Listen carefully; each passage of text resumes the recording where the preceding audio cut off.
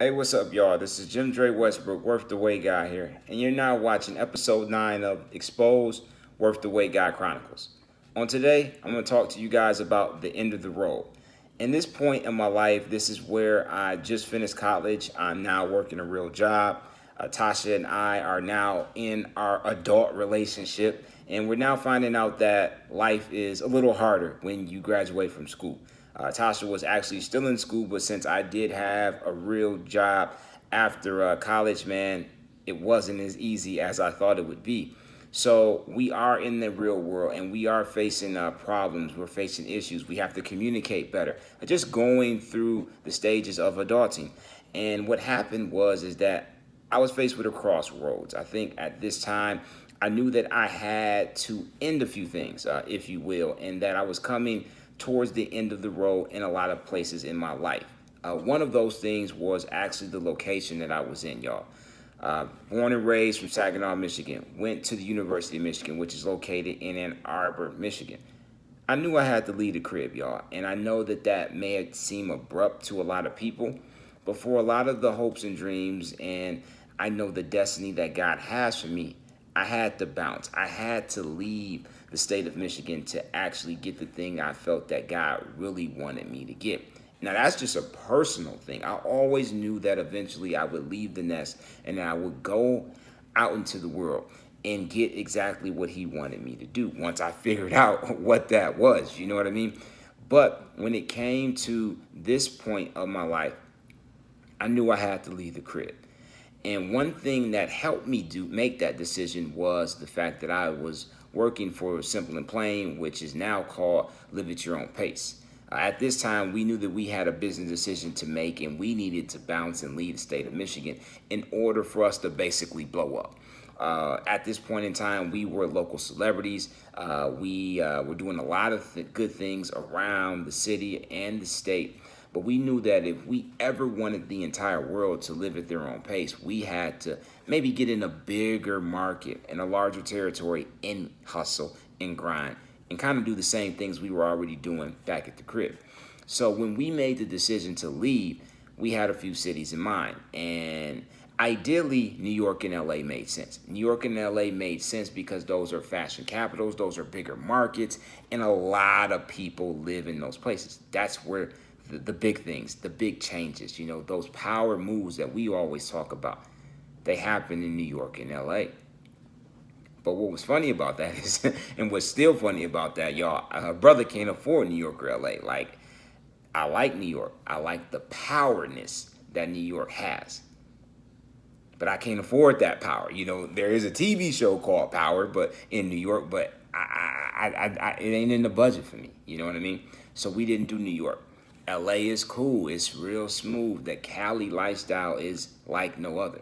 But at the same time, it comes with a price. And again, we could not afford to live in LA. So we thought about Chicago, which I love, but didn't make sense because it was still in the Midwest. So it was more of your lateral move that just didn't make any sense.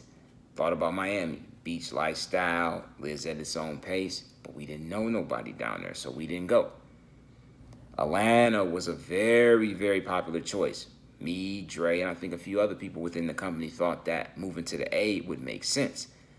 But it was oversaturated. And if we moved there, we would really just be moving for personal reasons, not business reasons.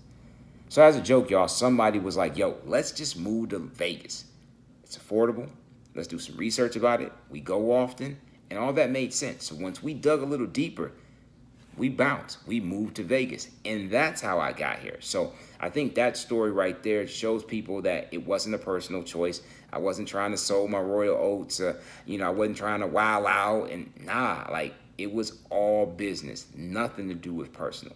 And that's why I'm really still here. I mean, it's 13 years that I've been with Layop, and it's been 11 years to this week that I've actually lived in Las Vegas. So I made that hard choice to leave the crib, to make something happen for myself because I knew that God had a bigger plan. And in order for me to get that plan, I actually had to trust him and leave the crib. So that was one of the points of this in the road thing because I knew I had to end something in Michigan because I knew if I would go, it'll come full circle. I could go back home. I could always go back to the crib. because I will have influence there. I will have family there. But in order for me to chase my destiny, I had to leave. And another thing about that, with Tasha and I, we tried that long distance thing. And to be honest with you, it actually worked. It worked for 2.5 years. A long time, right? For a long distance relationship. Because somebody's got to bounce. Someone has to follow that person and make that compromise. So then maybe you guys can stay there or maybe you can go somewhere else. For Tasha and myself, it really was for me to chase my dreams, and I left. But at the same time, she stayed back home at the crib because she was in grad school. And I supported that 1,000%. But we didn't make a compromise, or I feel that for me, being the person that broke up with Tasha, I didn't allow us that chance to compromise anything because, again, I ended that road. It was something that I had to do, or at least I felt inside my heart that I had to do, that I didn't really want to do. And I'll be the first person to say that after all these years, I did not want to do that. But that's my takeaway within this whole message today, is that sometimes you're going to have to do those hard things that you don't want to do in life to get where you want to go in life. And I knew right then and there, after the long distance, after things were happening within my life, I knew that Tasha wasn't that person to ride shotgun with me anymore. I knew that we had to leave the crib in order to get our business off the ground. There were a lot of things that I didn't want to necessarily leave Michigan. I knew I had to. I didn't necessarily want to end that relationship with Tasha, but I knew I had to. Because if I would have stayed in that relationship, I would have limped into a marriage and I probably would be divorced right now. For me, though, nothing against Tasha. Tasha was perfect in a sense within our relationship, within who she was supposed to be for me within that lifestyle. But I knew that if I would have stayed in there just to be staying in it, I would have tricked it off. I would have ruined a friend. I would have ruined a relationship. I would have ruined a marriage. And that's not what life is all about. So I had to dead that. I did something my dad told me to never do. Never break a woman's heart. It's tough. It's hard. There's a lot of cleanup. There's a lot of pickup. And trust me, I have a sister. So I've dealt with her heartbreak before. You know what I mean? So I know that that is something that most men, all men, should probably never do. But if you have to do something that you don't want to do in order to get where you need to go, you got to do it. If you're not, physically harming anybody, if you're not, doing anything to crush someone's soul, there may be some heartbreak. There may be some disappointment. There may be a lot of stuff, again, that you don't want to do. But if you understand and know that this is necessary, this has to happen in order to get everything that God has for me, I got to do it. And that's exactly what happened with me. So when I moved from the crib, I had to do it but didn't want to do it. When I broke Tasha's heart, I had to do it but I did not want to do it. Again, y'all, there's going to be some things that you don't want to do but you have to do in order to get everything he wants for you. Sometimes it's hard, y'all, but as soon as you make that choice, that decision, you are on a road to a better place. Not because that person wasn't good enough, it's just for what is good for your life and the things that he has for you.